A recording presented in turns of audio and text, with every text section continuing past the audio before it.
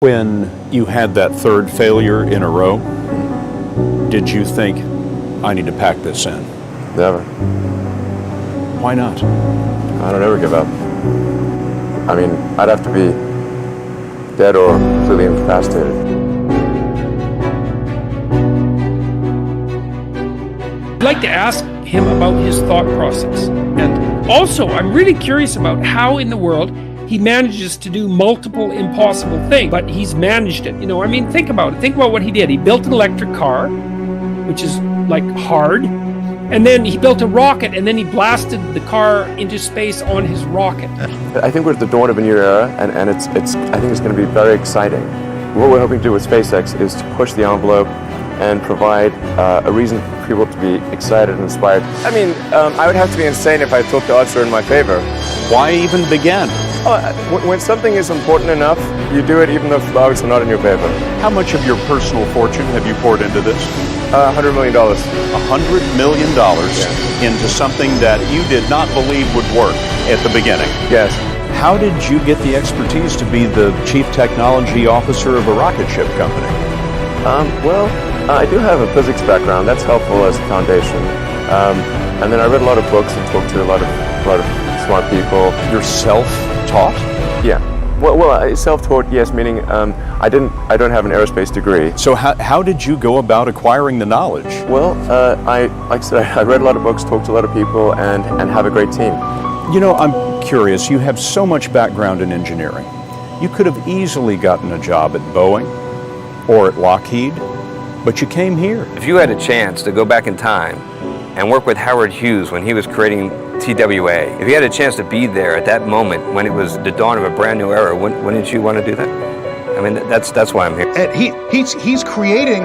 He's a force in society that's like a cross-pollination of Thomas Edison and Tony Stark from the Avengers. Okay, you cross-pollinate those two folks, you get Elon Musk. When you had that third failure in a row, did you think, I need to pack this in? Never. Why not? I don't ever give up. I mean, I'd have to be dead or completely incapacitated. If that fourth launch hadn't worked, that would have been it. We would have not had the resources to mount a fifth. You couldn't have gone out at that point. Yes, death would have been, I think, inevitable because we did not have the resources to mount a fifth launch. This is a tricky business. Yeah, And then people, he's going to have to go out for more money. This is all nonsense. And I said, who are you? This guy's landing rockets. You know, he's landing rockets on robot drone rafts in the ocean. And you're saying he doesn't know what he's doing. Well, who else is landing rockets? You ever land a rocket on a robot drone? Who are you? I mean, okay, you're telling me. When critics say you can't do this, your answer to them is, we've done it. You know, there are American heroes who don't like this idea. Neil Armstrong, Gene Cernan have both testified against commercial spaceflight and the way that you're developing it, and I wonder what you think of that. I was very sad to see that because those guys are, those guys are heroes of mine, so it's really tough. No, I wish they would come and visit and see the hardware that we're doing here. And I think that would change their mind. They inspired you to do this, didn't they? Yes. And to see them casting stones in your direction. It's difficult. Did you expect them to cheer you on?